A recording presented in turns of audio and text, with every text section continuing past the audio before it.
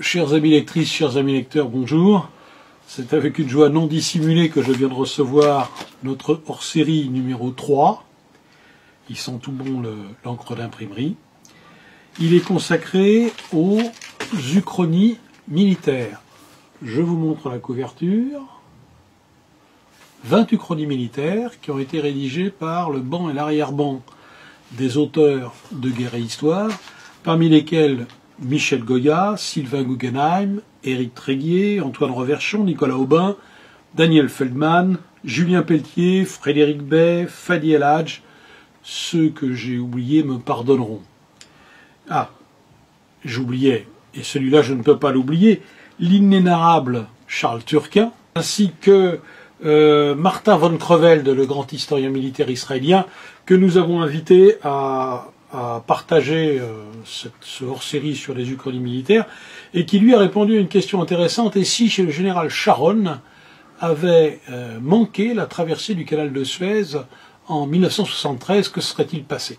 Je ne vous répondrai pas, bien évidemment, mais c'est dans le numéro.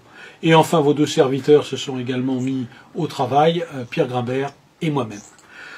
Dans ces 20 uchronies militaires, vous allez trouver des grands classiques, comme « Et si Napoléon avait gagné à Waterloo », mais également des choses plus nouvelles, comme « Et si Venise était venue sauver Constantinople », « Et si le jour J avait été un fiasco, est-ce que le destin de la Seconde Guerre mondiale en aurait été changé?